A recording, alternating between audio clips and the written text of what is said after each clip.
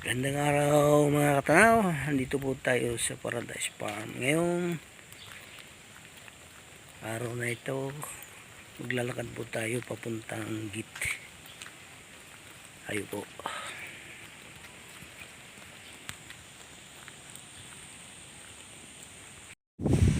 Malakas na po ang hangin dito ng amihan.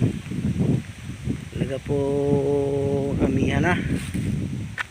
Malapit na po kasi ang December.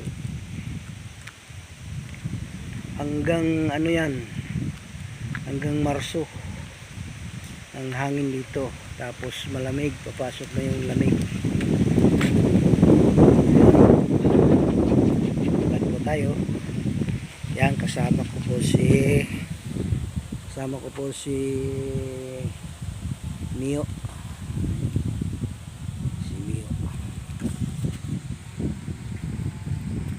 Sama ko po si Mio. Ayan.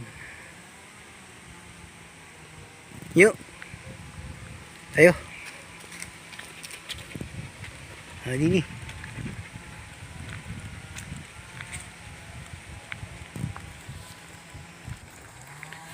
Tingnan po tuloy natin mga katanaw yung nagbabawas ng sanga ng mangga. Binabawasan po namin ito para makapasok yung araw sa loob ng puno para ito ay makabunga ng ayos. Pagka marami pong sanga na mas lalo na hong hindi namumunga ang mangga. Yan po ang ginagawa po ng tropa. Yan, binabawasan po yung po nakakakanlong sa ibang halaman. Pinatataas na lang po. Doon po sa taas ang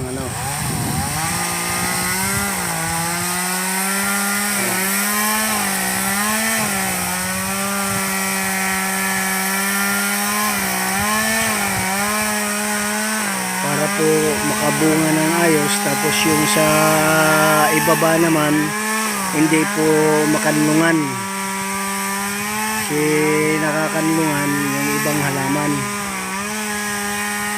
kaya binabawasan po ng sanga. Ito pong maiksing dugtong na po ito, dugtong. Ayun, yung binawasan po ay kalabaw pa, yung kalabaw.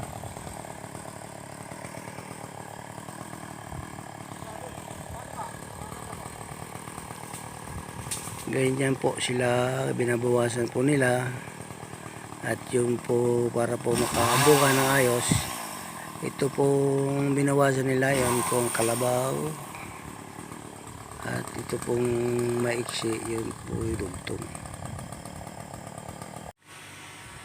Ito po yung kahoy na talisay. Karaniwan po nito nakikita sa sa tabi ng dagat. Yan, makikita yan, talisay doon sa mga tabi ng daan. Nagtanim po kami rito. Yan, binawasan po namin ng sanga kasi masyadong makabuka. Pero alam nyo mga katanaw, itong talisay pala, napakatibay na kahoy. Napakatibay na kahoy ito. Matigas yung kahoy ng talisay. Pwedeng lumber siya. Lumber. Napakatigas na kahoy ito. Ay yung mahogani, yung inaano ngayon ng mga tao, mahogani ang hinahanap. Pero sa tigas ng mahogani at talisay, mas matigas ang talisay. Yan lang po ang ko dito sa talisay, kasi talagang subok na ito. Nasubukan ko na itong talisay.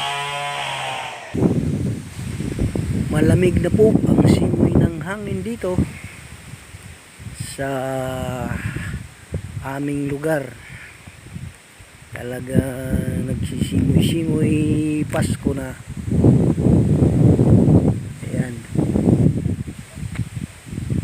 naman po ay Nara. Nara po. Kahoy ng Nara yan.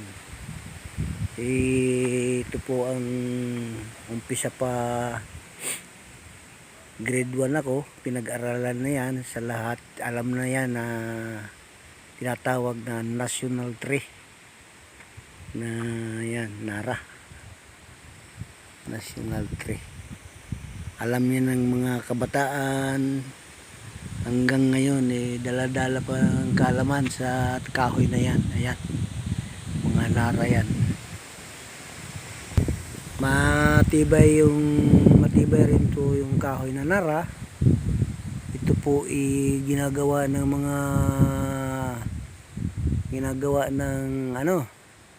mga lamisa, upuan, at mga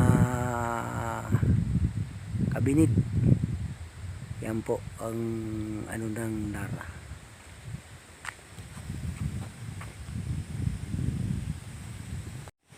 At yan naman po yung kahoy na bagras.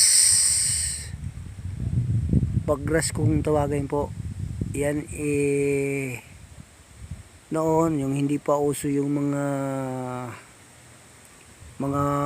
posting bakal sa ginagamit sa Meralco. Yan po ang ginagamit dati. Kasi matuwid siya, mataas. At pwede ring lumber siya. Matibay din po yung kahoy na yan, pero medyo malambot-lambot siya. Kaso lang pagka hindi siya mabasa, ang tibay, pwedeng pamakuan ng yero, o pwede ring gagawing mga katre, parador. Yan po ang niyan. Matibay po siyang kahoy din. Yan. Eucalyptus bagras po ito. Mayroon namang isang klase dito, Eucalyptus dipemilis ba yun? Dipemilis, na amoy bix ang dahon. Yan, mahaba ho siya na matuwid. Yan. Yan po ang ng bagras. Bagras po siya, pangalan. Ito naman po yung Jomelina. Siguro marami pong nakakakilala dito. Kahoy na ito, Jomelina. Rin po siya. Ginagawa siyang mga ganun din, mga lamisa, kabinet, upuan, katre. Yan po ang mga ginagawa sa Jomelina. Yan po ang niyan. Tapos ginawang sanipa. Sanipa, yan sa mga bahay na ginagawang sanipa yan. Yan. Yung Jomelina. Pagka siya tinatabla, maganda po ang tabla nito. Jomelina yan. Okay po, mga katanaw. Marami pong salamat sa inyong pagpapanood sa aking mga binibidyo dito tungkol sa aming mga kahoy dito sa Paradise Farm. Sa tabing daan lang po yan, yung aming mga kahoy na yan. Pero mayroon pa ko dyan maraming kahoy sa talaga, sa kabilang bundok kung tawagin namin, puro kahoy o doon. Marami pong salamat sa inyong pagpapanood. Shout out po sa inyong lahat. Saan man kayo naroroon, paki-comment po para malaman ko kung nasaan nakarating yung aking mga binibidyo tungkol sa farm namin dito. Maraming po salamat. Bye bye po. Mabuhay po kayong lahat. Bye bye.